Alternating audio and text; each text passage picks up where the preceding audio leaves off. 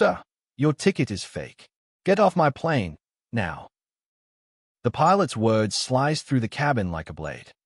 Every conversation died. Every phone came up. In seat 2B, a black man in a flawless black suit didn't move, didn't blink. He just looked at the pilot, calm, steady, dangerous in his silence. That silence made the captain furious. His jaw clenched. "All right, we're doing this the hard way," he hissed into his radio. "Security, gate C14. I've got a problem in first class." But what happened next, no one on that flight would ever forget. Before we continue, tell us where you are watching from, and if this story touches you, make sure you subscribe, because tomorrow I have saved something extra special for you. Have you ever been judged so completely, so instantly, that your accomplishments, your character, your very truth cease to exist? What do you do when the person with all the power has already decided who you are, just by looking at you? It had all started just 10 minutes earlier on what was supposed to be a routine flight from Jackson, Mississippi, to Atlanta. The air in the first-class cabin of that Atlantic Crest Airlines jet was thick and humid, a perfect mirror for the tension that was about to unfold. Dante Freeman had settled into his seat, 2B, the supple leather sighing under his weight. He was a man who moved with an economy of motion, his presence quiet but absolute. He pulled out his phone to review a deck of financial projections, the crisp lines of his black suit a stark contrast to the casual travel wear of the other passengers. The pre-flight ritual was in full swing. The gentle clink of ice in glasses, the low murmur of conversation, the scent of expensive perfume mixing with sterile, recycled air. It was a bubble of privilege, a sanctuary in the sky. But for some people, a sanctuary can become a cage in the blink of an eye. That's when she first approached him. A flight attendant named Olivia, her smile stretched thin and her eyes darting around nervously, as if she was about to perform a task she dreaded. "Excuse me, sir," she began, her voice a little too high, a little too loud. "I'm afraid there's been a mistake. This seat is taken." Dante looked up, his focus shifting from the numbers on his screen to the woman standing over him. He held no annoyance in his eyes, only a patient curiosity. "I don't think so," he said, his voice even and calm. "My boarding pass says 2B. He offered his phone to her, the QR code and seat assignment glowing clearly on the screen. This should have been the end of it. A simple misunderstanding, cleared up in seconds. We've all been there. But Olivia didn't even glance at the phone. It was as if the evidence itself was an insult. Have you ever seen someone refuse to see the truth right in front of them because it doesn't fit the story they've already written in their head? That's what was happening here. She saw a black man in a seat of power and her mind short-circuited. The story she told herself was that he couldn't possibly belong. Her hesitation was a crack in the dam, a moment where she could have chosen reason. Instead, she chose prejudice. "Our system shows a different passenger for this seat," she insisted, her voice gaining a brittle edge of corporate jargon. "I'm going to have to ask you to move while we sort this out." The other passengers were starting to notice. A man in 3A lowered his newspaper. A woman across the aisle paused with a glass of champagne halfway to her lips. Their stares weren't hostile, not yet. They were curious, watching a minor drama unfold, a bit of pre-flight entertainment. They were witnesses, but their silence was a form of judgment in itself. It was the silence of people who assume the person in uniform must be right. Dante didn't move. He simply said, "There's nothing to sort out. This is my seat. If your system is wrong, that sounds like an operational issue on your end." He used their language, operational issue, turning the sterile corporate phrase back on them.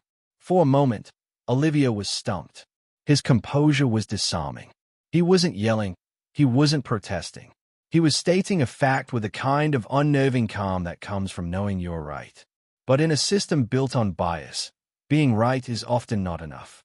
Defeated by his logic, she did what people in her position always do when challenged. She escalated. "I'll be right back," she said, her smile now completely gone, and she disappeared toward the cockpit. A micro cliffhanger hung in the air. What was she doing? Who was she getting? The passengers exchanged uneasy glances.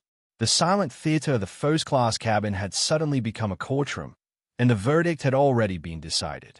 The man who emerged from the cockpit a minute later didn't walk. He stormed. Captain Miller moved with the arrogant swagger of a man who had never been told no in his life. His face was a mask of stern authority, his jaw tight. He didn't come to investigate. He came to enforce. He stopped in the aisle, towering over Dante, a physical embodiment of the airline's power. "I'm Captain Miller," he announced, his voice booming in the enclosed space. "My flight attendant tells me you're refusing to cooperate." He didn't ask what happened. He didn't ask to see the ticket. He delivered an accusation. The conflict was no longer a slight. It had escalated to public humiliation. Dante, still seated, held up his phone again. "Captain, my boarding pass is right here. Seat 2B. Dante Freeman." And this is the moment that defined everything. Captain Miller did not look at the phone.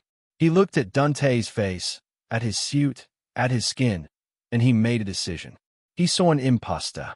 He saw someone who, in his mind, could not have possibly earned a seat in this exclusive space. "I've seen dozens of fraudulent tickets, sir," Miller said, his voice dripping with condescension. "They're getting better, I'll give you that. But this is a federal aircraft, and we have security protocols to follow." The words hung in the air, charged and ugly. Fraudulent ticket. It wasn't just an accusation of being in the wrong seat anymore. It was an accusation of being a criminal. The passengers were no longer just watching. They were recording. A sea of phones rose up, their lenses like a dozen unblinking eyes, capturing every second of Dante's degradation. Rows of luxury seats became invisible cages, where stays judged more than words. One uniform held more weight than years of achievement. It didn't matter who Dante was, what he'd built, or the fact that the truth was glowing on a screen in his hand. All that mattered was how this one man in a position of power saw him. Dante's calm never broke. It was this chilling composure that seemed to enrage the captain more than anything. He wanted a fight. He wanted a reaction that would justify his prejudice. But Dante denied him that. He just held his gaze, a silent challenge that said, "Proceed. Show everyone exactly who you are." It was a masterclass in emotional control. But how much can one person take? Imagine the burning shame, the fury boiling under the surface, while the world watches you be stripped of your dignity. Miller took the silence as guilt. "I'm not going to argue with you," he snapped. He was speaking to Dante, but his performance was for the other passengers, for his crew. He was re-establishing the order he believed in. "We can't have imposters in first class." He turned to Olivia, who was hovering by the galley, looking pale and sick. "Call airport security. Have him removed." The order was given. The final, irreversible line had been crossed. The passengers gasped. The woman with the champagne finally put her glass down, her face a mixture of shock and discomfort. This was no longer entertainment. It was ugly. It was real. Security would be here any second. For Dante, there was no way out.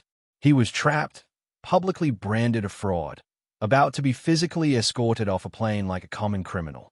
He slowly lowered his phone, the screen going dark, and a profound, unnerving stillness settled over him. It was the quiet of a storm gathering force just beyond the horizon. He looked at the captain, then at the nervous flight attendant, and then he let his eyes drift over the faces of the passengers watching him, a silent accounting of every witness to his humiliation. Then, just as the heavy footsteps of security officers echoed from the jet bridge, Dante did something no one expected. He wasn't looking at the approaching officers. His eyes were fixed on Captain Miller, and a look passed between them, a look of such cold, calculated intensity that it made the captain take an involuntary step back. Dante gave a single, almost imperceptible nod, not of defeat, but of confirmation. It was a signal, a private acknowledgement that a final decision had just been made. But what did it mean? That single, chilling nod hung in the air for a second, a gesture that belonged to a completely different story than the one unfolding in the aisle of Atlantic Crest Flight 347. Two uniformed security officers stepped onto the plane, their faces grim and professional. The passengers, who had been so bold with their cell phone cameras just moments before, now suddenly found the floor incredibly interesting. Eyes dropped. shoulders hunched. The collective shame of the bystander is a powerful thing, isn't it? It's the silence that allows injustice to breathe. Olivia, the flight attendant, let out a shaky breath she didn't realize she'd been holding, a flicker of relief washing over her face.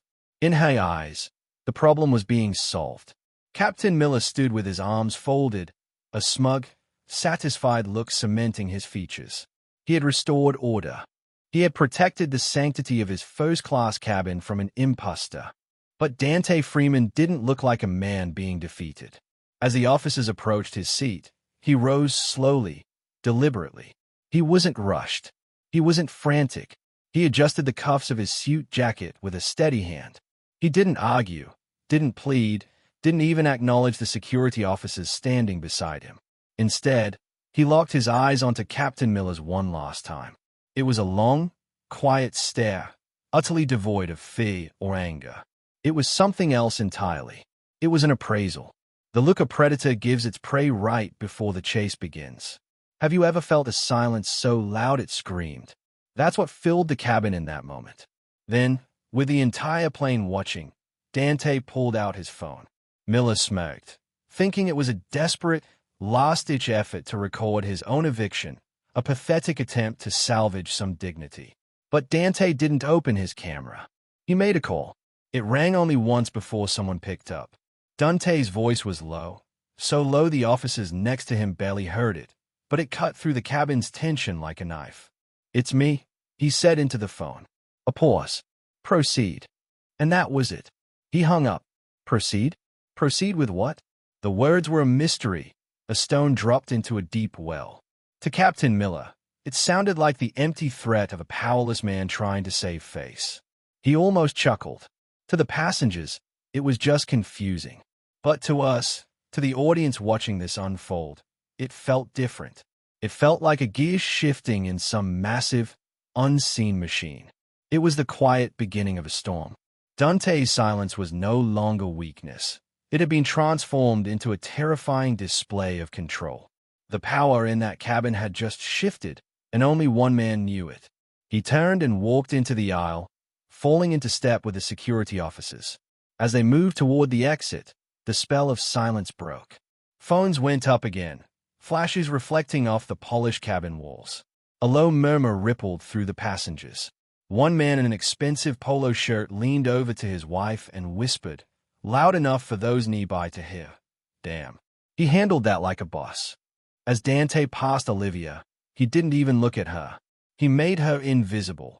And in that moment, she seemed to shrink, the weight of her actions finally dawning on her.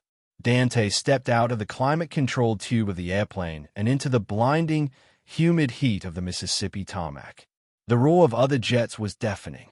He was framed by the two officers, a walk of shame made for the viral age. But where was he going? To a detention room? A police car? No.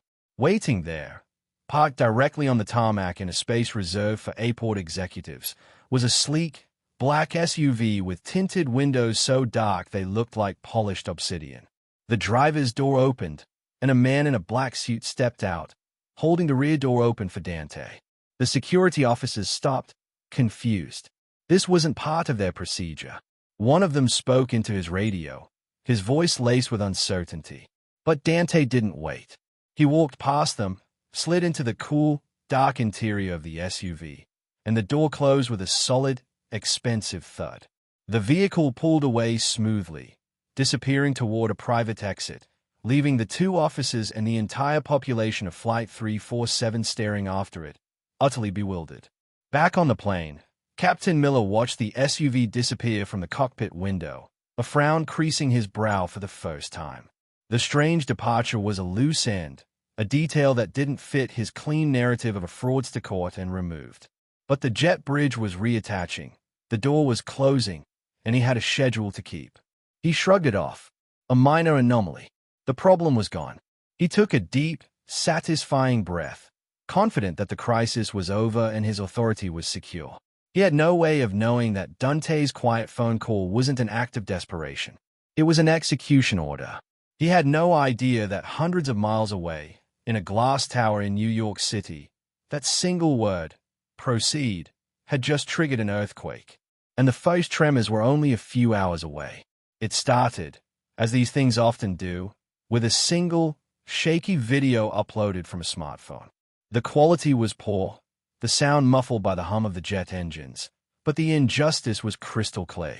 By the time Atlantic Crest Flight 347 touched down in Atlanta, the first clip was already ricocheting through the digital world. It was a fire that started with a single spark. Within an hour, that spark had become an inferno. The video wasn't just a video anymore. It was evidence. It was a symbol. It was proof of something that millions of people feel every single day but can rarely capture with such undeniable clarity. By nightfall, you couldn't escape it. On TikTok, teenagers were using the audio of Captain Miller's condescending voice, "We can't have imposters in first class," to create skits about their own experiences with racism. On Twitter, #FlyingWhileBlack was the #1 trending topic in the United States, followed closely by #Seat2B and #Atlantic Crest Exposed. The original video, now edited and subtitled, was everywhere, playing on a loop on major news outlets, dissected by talking heads, and shared by celebrities with millions of followers. The outrage was a tidal wave, swift and merciless. "It's 2025, one famous black actor tweeted, and we're still having to prove we belong in spaces we paid for. What a disgrace." At Atlantic Crest, have you ever watched a corporation try to put out a digital fire? It's like watching someone try to catch smoke with a fishing net. Around 9 p.m., Atlantic Crest Airlines released a statement from its corporate headquarters. It was a masterpiece of empty jargon, a word salad designed to say nothing at all. "We are aware of an incident involving a passenger on one of our flights," it began. "Atlantic Crest is committed to providing a safe and respectful experience for all our customers. The situation involved the need to verify ticket authenticity due to a system discrepancy. We are conducting a full review based on our standard protocols." System discrepancy. Verifying authenticity. Standard protocols. They were using the language of bureaucracy to hide the language of bias. And the public saw right through it. The statement didn't just fail to calm the situation. It was like pouring a tanker of gasoline on the flames. The comment section under their post became a war zone. Thousands of people shared their own horror stories about the airline. Former employees started leaking tales of a toxic, discriminatory work culture. The vague corporate statement was ripped to shreds, screenshot, and turned into a meme within minutes. The company had tried to make the issue about a technicality, but the court of public opinion had already reached a verdict. This was about racism, plain and simple. But in the middle of this raging storm, there was a strange, quiet center. Dante Freeman.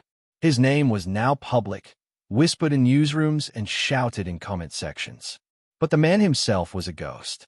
He didn't post a statement. He didn't appear on television. He didn't have any public social media profiles. His silence was deafening, and it made the public even more fascinated. Who was this man, who could face down a pilot and a security team with such chilling composure and then simply vanish? In a world where everyone broadcast their every grievance, his refusal to participate in the outrage cycle was a power move in itself. It was a mystery, and the internet loves nothing more than a mystery. Journalists started digging, hungry for any detail about the man in seat 2B. They were hitting walls. Financial databases listed a Dante Freeman as the managing partner of a private equity firm in New York, a company with the unusual name of Invictus Capital. But the firm was notoriously private. There were no pictures of its CEO, no interviews, no public appearances. All they found were whispers in the financial world about a brilliant, shadowy figure who never lost a deal. A few small details began to leak out. He was a self-made billionaire, a phantom on Wall Street. But nobody could connect the dots. No one could reconcile the image of this powerful, mysterious financier with a man being humiliated and kicked off a plane in Mississippi. The two realities just didn't seem to fit. Inside Atlantic Crest's gleaming headquarters, it was pure chaos. The PR department was in full-blown crisis mode, the air thick with the smell of stale coffee and panic. They watched in horror as their brand's approval rating plummeted in real time. They saw their stock price begin to dip in after-hours trading, a dark omen of what the morning would bring. They were trapped in a nightmare of their own making, and they still didn't even understand what they had done. They thought they were dealing with a disgruntled passenger. They had no idea they had just publicly humiliated one of the wealthiest and most powerful men in the country. As midnight approached, the vice president of communications, a woman named Cynthia Rowe, slammed her hand on a boardroom table, her face pale. "This is out of control," she yelled to her exhausted team. "We're getting slaughtered, and we don't even know who this guy is. I want to know everything about him. I want to know where he was born, what he had for breakfast, and who his third-grade teacher was. Someone find me a ghost." A junior analyst, his eyes wide, nodded nervously. The assignment was clear: uncover the identity of Dante Freeman.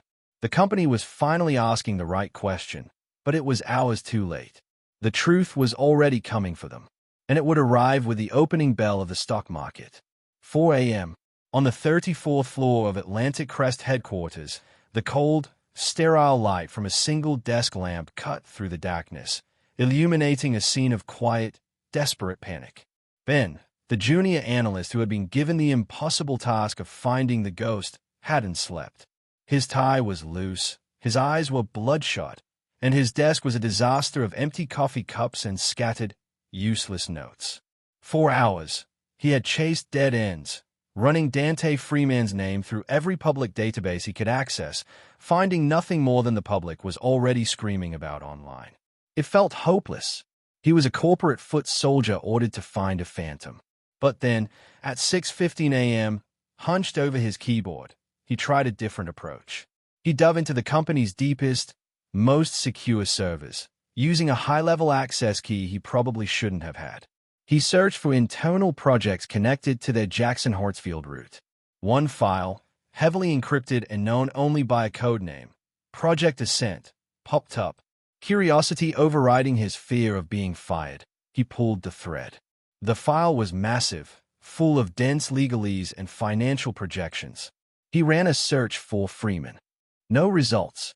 He tried again, searching for any names on recent passenger manifests that cross-referenced with the project. And that's when he got a hit. A single name, buried deep within an appendix of a multi-billion-dollar acquisition deal so secret it was practically a myth within the company.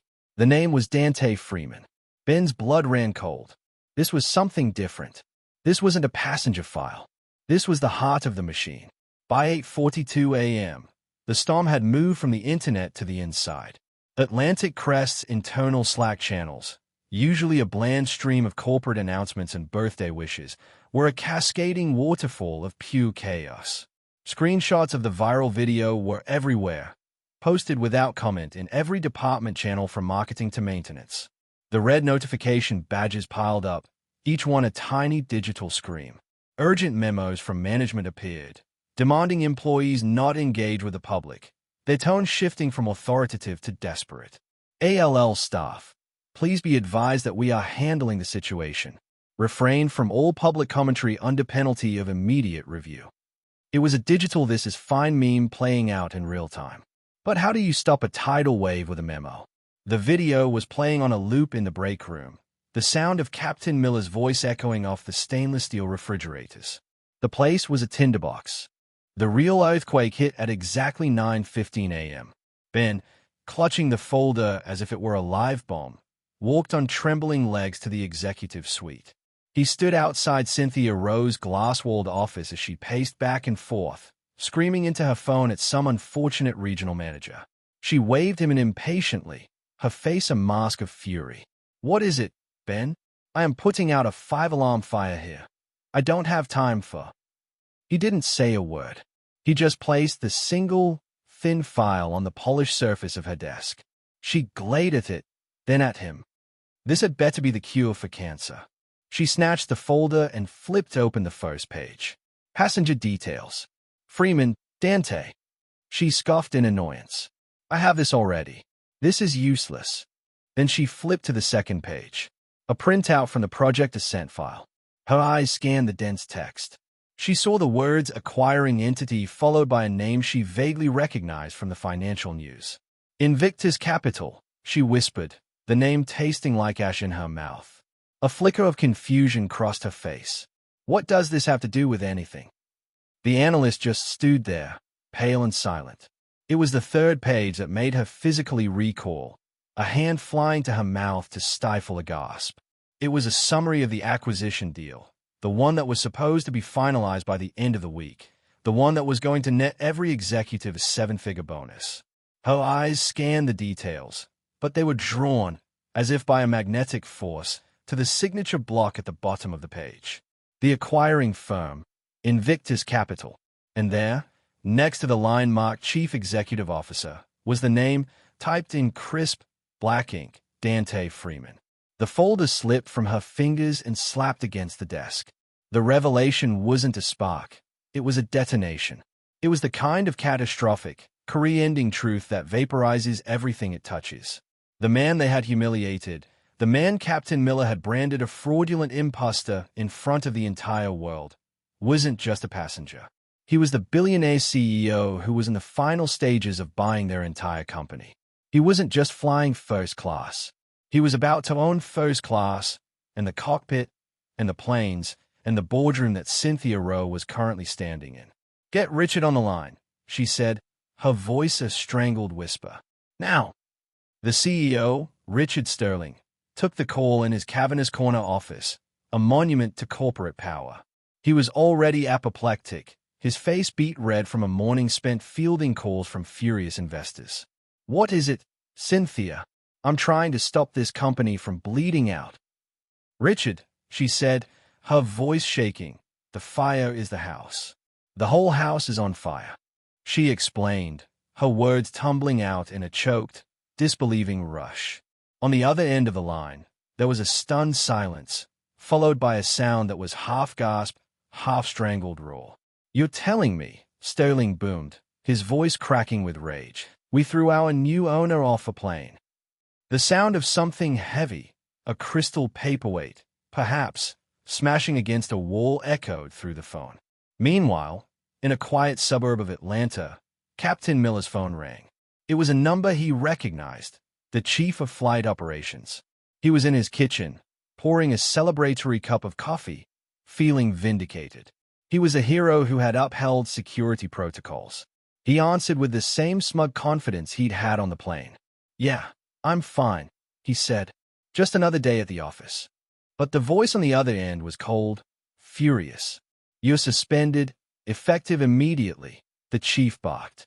"Don't go near an airport. Don't talk to anyone." Miller's arrogance evaporated. Suspended? For what? For following protocol.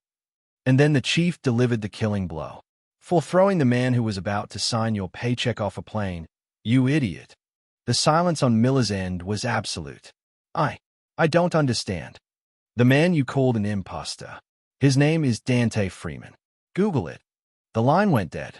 Miller, his hand shaking, typed the name into his phone. Invictus Capital. Billionaire. CEO. The screen reflected his horrified, ashen face.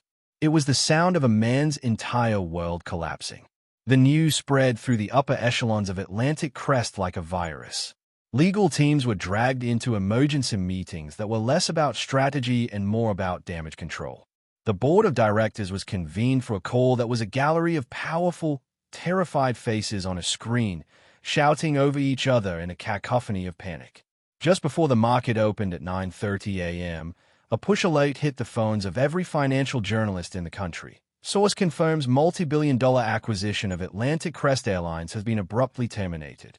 And through it all, Dante Freeman's phone remained silent. He wasn't on TV. He wasn't tweeting. He wasn't answering the frantic, begging calls from Richard Sterling. His silence was no longer a mystery. It was a judgment. It was the eerie, terrifying calm in the eye of a hurricane he had unleashed with a single word. His presence loomed over the company, an invisible force dismantling their empire from the inside out. They finally understood. The man they kicked off the plane wasn't a passenger. He was their executioner, and he was just getting started. For 12 agonizing hours, Atlantic Crest Airlines existed in a state of suspended terror. In the CEO's cavernous corner office, Richard Sterling paced like a caged animal, the plush carpet absorbing the sound of his frantic footsteps. Across from him, The company's chief legal counsel, a man named Arthur Vance, sat rigidly in a leather armchair, holding a tablet displaying their preliminary legal strategy.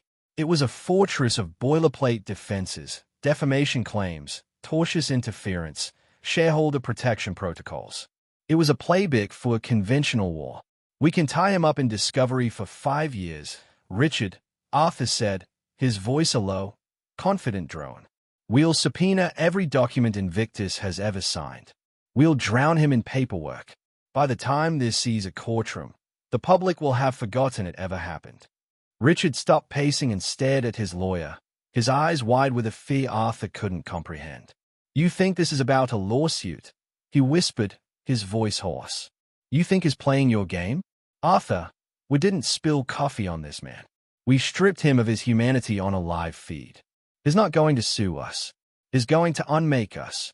Arthur started to reply, to talk about precedent and legal frameworks. But just then, Richard's desktop chimed with a single, sharp notification. An urgent alert from their communications chief. The waiting was over. Dante Freeman had moved, not with a lawsuit, but with a single sentence.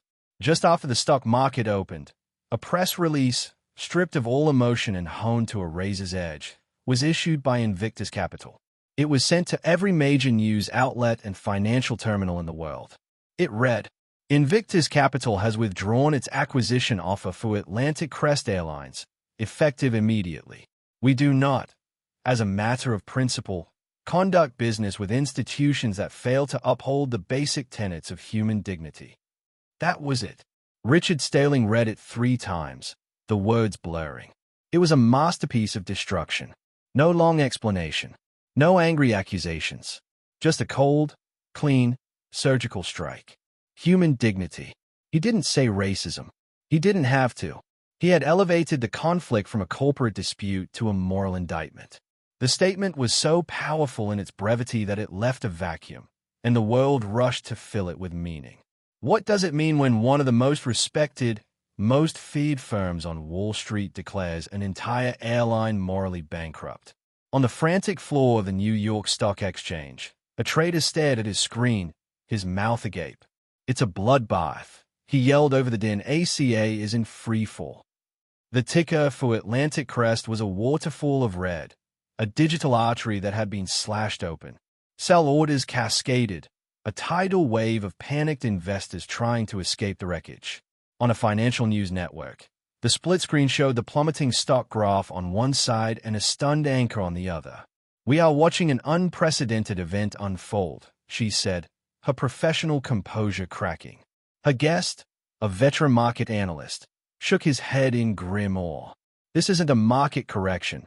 This is a moral correction. For years, we've talked about corporate responsibility in the abstract.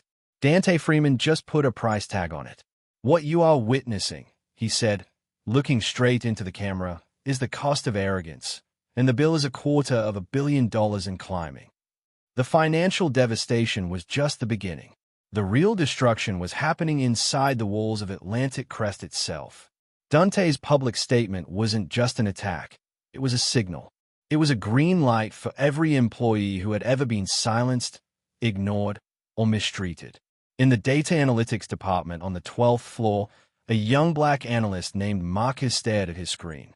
For 2 years, he had managed the database that tracked customer complaints and security flags.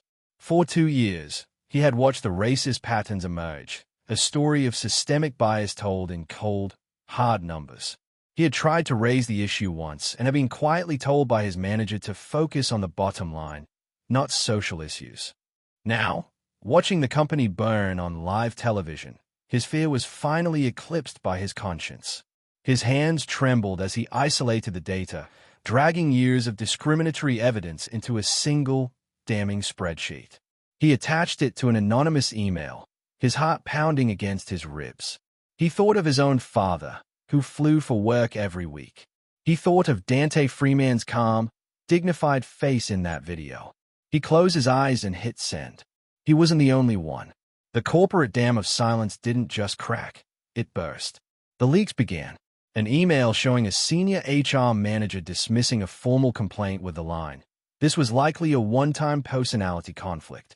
A memo detailing the budget cuts to the diversity and inclusion program, slashed by 70% to fund executive bonuses. Audio recordings of managers making jokes about affirmative action. And then, Marcus's spreadsheet hit the servers of a major news organization. The data went public. It was a systemic confession. Black passengers were 4 times more likely to be flagged for random screenings. Complaints filed by black customers were closed with no action at a rate that was staggeringly higher. It proved this wasn't about one arrogant pilot. Captain Miller wasn't the disease. He was a symptom. The disease was the culture. As this internal evidence bled out into the public, Dante Freeman made his second move. This one wasn't for the press. This one was private, sent directly to the personal email addresses of Richard Sterling and the entire board of directors. It was a simple message, attached to a single, encrypted file. The message read, "Gentlemen, this was never about my seat on your airplane. It is about the system you have built, a system that sees a black man in first class and presumes he is a fraud. It is about the culture you have nurtured, one that protects prejudice under the guise of operational necessity." The attached file contains the evidence of this culture, compiled not by me, but by your own employees and your own data. This is not my opinion. This is your record. In his office, Richard Sterling's hand shook as he clicked open the file. It wasn't a legal document. It was a dossier of their own damnation. He saw screenshots of his manager's bigoted jokes. He saw the HR emails he was sit on, the ones he had ignored. He saw Marcus's spreadsheet, its charts and graphs painting a portrait of a deeply prejudiced organization. He was looking at the soul of his company, and it was rotten to the core. He had been checkmated by an opponent who refused to play his game. Have you ever seen a king checkmate his opponent without ever touching a piece on the board? Dante remained unseen. His name was on every news channel, but his face was nowhere. His actions were shaking an entire industry, but his voice was never heard. His calm, strategic dismantling of Atlantic Crest was more terrifying than any emotional outburst could ever be. Richard Sterling and his board finally understood. They weren't in a legal battle. They weren't in a PR crisis. They were in a character assessment, and they had failed in the most public way imaginable. The board was broken. The company was in ruins. There was nothing left to fight with. Their stock was shattered, their reputation was toxic, and their own internal corruption was now in the hands of the man they had wronged. All they could do was wait for the final blow. It came an hour later. A new email. It was from Dante's executive assistant. It contained no greeting and no explanation. It was just a single, chilling line. A command, not an invitation. "Mr. Freeman will see you tomorrow. 10 a.m. His private hangar, ATL." There is a unique and terrible silence that fills the cabin of a private jet when the men inside, who are used to ruling the world, are flying to their own surrender. The hum of the engines is the only sound as the Atlantic Crest executive jet descends into Atlanta. Richard Sterling, the CEO, stares out the window at the clouds below, but he sees nothing. Beside him sit the senior members of his board, a collection of pale, grim-faced men in $1,000 suits who now look like prisoners on their way to sentencing. A flight attendant offered them champagne upon takeoff, her smile a practiced mask of corporate hospitality, unaware of the nature of their journey. No one accepted. The bubbles would have tasted like ash. All the arrogance has been sandblasted away, replaced by a raw, primal fear. They have been summoned, and they have no choice but to obey. They are flying to meet the man they tried to break, on his terms, in his territory. His territory is a private hangar at Hartsfield-Jackson, set far away from the commercial terminals. It is a vast, cathedral-like space of polished concrete and gleaming steel, large enough to house a god. The air smells faintly of kerosene and cold steel, the scent of pure, unadulterated power. And in the center of it, catching the bright morning sun, is Dante Freeman's jet. It's a sleek, predatory machine, a Gulfstream G800, painted a deep obsidian black. It makes their own corporate jet look like a child's toy. The symbolism is not lost on them. This is a place of power, and the power is not theirs. They are led into the cavernous space by a silent aide and left to stand in a loose, awkward group under the shadow of the jet's massive wing. And then, they are made to wait. Power isn't just about what you do. It's about what you can make others do. For 15 excruciating minutes, Dante makes them wait. He makes them stand. He makes them feel every second of their own insignificance. Richard Sterling felt a bead of sweat trace a path down his neck, his expensive suit suddenly feeling like a cheap, suffocating costume. He had stood in the boardrooms of Titans, in the halls of Washington, but he had never felt so small, so utterly outmatched. They check their watches. They straighten their ties. They try to speak to each other in low murmurs, but the words die in the immense, echoing space. They are titans of industry, reduced to nervous boys waiting outside the principal's office. Then, he arrives. He doesn't enter from a side door. He walks calmly down the A-stairs of his own jet, as if he has just arrived from another world. He is dressed not in a suit, but in a simple, dark sweater and trousers. He carried no briefcase, no notes. He was armed with nothing but a chilling sense of purpose. He moves with a quiet, unhurried grace that makes their anxious energy seem all the more pathetic. He doesn't acknowledge them at first. He walks over to a simple black table with a few chairs set up 50 feet away from them, a solitary island in the vastness of the hangar. Only then does he turn his gaze upon them. It is not angry. It is not triumphant. It is chillingly neutral, like a scientist observing a specimen. Richard Sterling takes this as his cue. He walks forward, his footsteps echoing, the rest of the board trailing behind him like a funeral procession.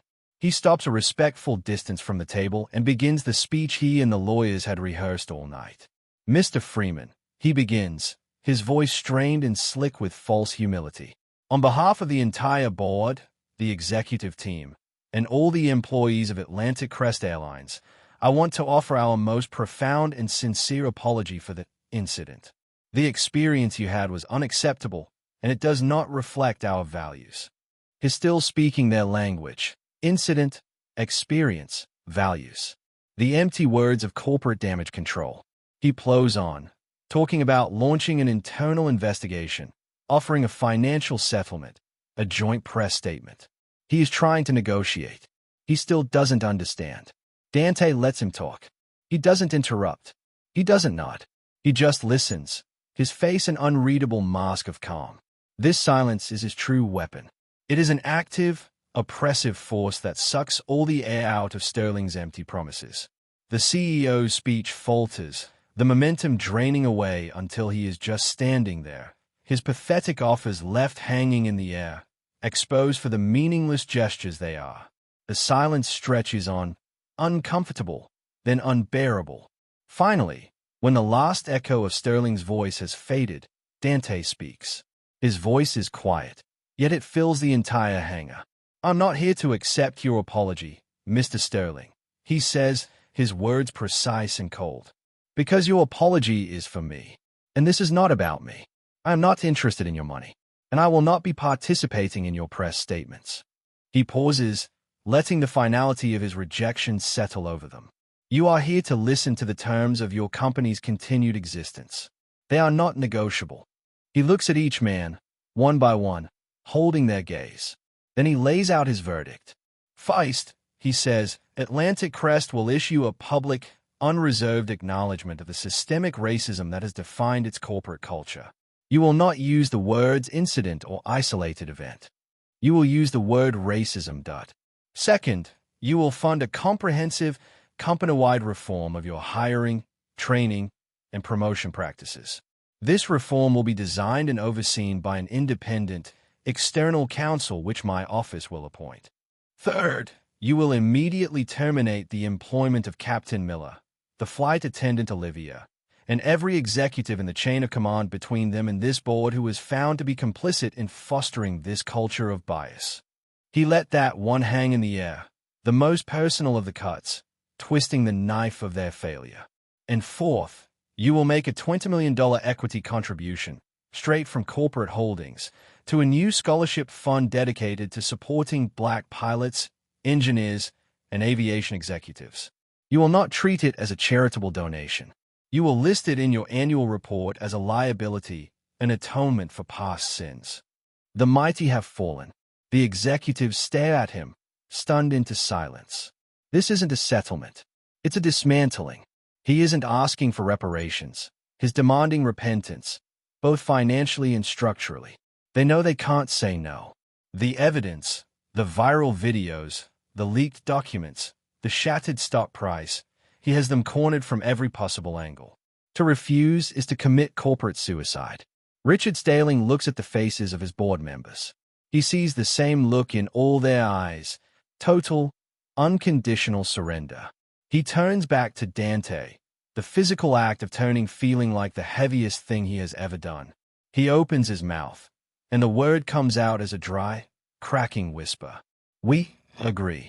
One by one, the other board members nod their assent, their empires crumbling in the shadow of Dante's jet. For the first time, in that cold, quiet hangar, the audience watching this story feels the cathartic, cleansing relief of true justice. Dante listens to their surrender, gives a single, almost imperceptible nod, and then simply stands up and walks away, heading back towards his jet without a backward glance. He leaves them standing there, adrift in the consequences of their own actions. Justice had been served, not in a courtroom, but in a hangar. But Dante Freeman knew that forcing a surrender was one thing. Forcing a real, lasting change was something else entirely. And now, the whole world was watching to see what would grow from the ashes. A story like this doesn't just end when the villains lose. The real story is in the echoes, the ripples that spread long after the initial impact, changing the landscape in ways no one could have predicted. Weeks after the surrender in that Atlanta hangar, the world was seeing just how far those ripples could travel. Atlantic Crest Airlines was a company being reborn in fire, a painful, public, and necessary transformation. The old guard was gone. Richard Sterling and his entire executive team had been swept away in a brutal house cleaning. In their place, a new board was established, led by a new CEO, a formidable black woman named Amani Wright, poached from a rival airline where she was known as a brilliant, no-nonsense operator. Her first board meeting was not a celebration. It was an autopsy. She stood before the humbled, remaining board members in the same room where Richard Sterling had once reigned. "Let me be clear," she began, her voice calm but radiating an authority that left no room for argument. "We are not a respected airline. We are a case study in corporate failure. Our brand is toxic. Our internal culture was a cancer. Our path back is not through a new marketing campaign or a clever slogan. It is through action, accountability, and a top-to-bottom reconstruction of who we are." She laid out her plan, not as a suggestion, but as a non-negotiable directive. The era of empty platitudes was over. The era of painful, meaningful work had just begun. And what are the architects of that failure? Captain Miller found that his name, once a symbol of authority, was now an industry-wide curse. He tried to find work with smaller, regional carriers, believing his decades of experience would outweigh one unfortunate incident. In a cramped office in Tulsa, a hiring manager looked at his resume, then looked up at him with cold, pitying eyes. "We saw the video, Mr. Miller," he said, pushing the resume back across the desk. "Your brand of decisive action isn't what we're looking for." Miller was no longer a pilot. He was a pariah, a walking cautionary tale about the high cost of low prejudice. The most powerful ripple, however, wasn't felt in a boardroom or an office, but on a television screen, broadcast to millions. The flight attendant, Olivia, agreed to a single interview. She sat opposite a famous journalist, her face pale, the nervous energy she had on the plane now replaced by profound and broken sorrow. The journalist asked the question the world wanted to know. "When you looked at Mr. Freeman, what did you see?" Olivia took a shaky breath, her eyes filling with tears. "I saw someone who didn't fit the picture in my head," she confessed, her voice cracking. "First class, the expensive suit, my brain just short-circuited. It was easier to believe he was a fraud than to believe my picture of the world was wrong." She began to weep openly. "I was scared. I was wrong.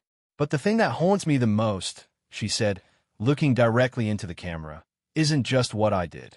It's that nobody on that plane, not one passenger, not one of my crewmates, looked me in the eye and told me to stop. That silence, that's the real problem, isn't it? My prejudice pulled the trigger, but their silence is what loaded the gun. Her apology wasn't an excuse, it was a warning. A warning about the danger of quiet complicity. And what of the man at the center of the storm? What about Dante? While the media was busy hailing him as a revolutionary, the man who crashed racism on Wall Street, he had simply gone back to work. He never gave an interview. He never appeared on a talk show. He never gloated. If you wanted to find him, you had to go to the 40th floor of a glass tower in Manhattan, to the quiet, focused offices of Invictus Capital. There, you would find him not in a meeting with other billionaires, but with a young, nervous black woman, the 28-year-old founder of a revolutionary biotech startup. She was brilliant, but every venture capital fan had turned her down, seeing her as a risk. Dante listened to her pitch, his focus absolute. He asked sharp, insightful questions, not about the risks, but about the potential. At the end of her presentation, she looked at him, her hands clasped tightly in her lap. "Mr. Freeman," she said, "after everything that happened, I just have to ask, how do you do it? How do you face that kind of hatred and stay so calm?" Dante leaned forward, a rare, thoughtful look in his eyes. "Anger is a reaction," he said, his voice quiet but firm. "It's the fire that burns when you're attacked. But fire is chaotic. It consumes. Building is a response. It's the foundation you lay when the fire is out. I prefer to respond." He smiled faintly. "Your company is a response. We're funding it." The young woman stared at him, tears welling in her eyes, as he instructed his team to wire the seed money that would change her life. He didn't destroy a company. He simply held up a mirror and forced it to look at its own reflection. And then he went back to his true wake, building a new world where mirrors like that would no longer be necessary. Power like that, it makes you wonder, doesn't it? It's not the power of a loud voice, but the power of a deep foundation. It's the power that comes from knowing your own worth so completely that no insult, no act of disrespect can ever truly touch it. Imagine, just for a second, being told you don't belong in a place you already own. Imagine the fire that would light inside you, the rage, the pain. Now, imagine turning that fire not into a destructive blaze, but into a focused, brilliant light. Imagine turning that pain into a power so great, so undeniable, that it shook an entire industry to its very foundations. That's the power of knowing your value in a world that is determined to make you forget it. That's the story we need to hear. If you believe these stories of quiet power and loud justice need to be told, help us tell them. Join the movement. Like this video to stand for respect. Share it to start a conversation. And subscribe to join our movement, ensuring that no voice is ever silenced again. Because sometimes justice doesn't shout. It just waits for the right moment to speak.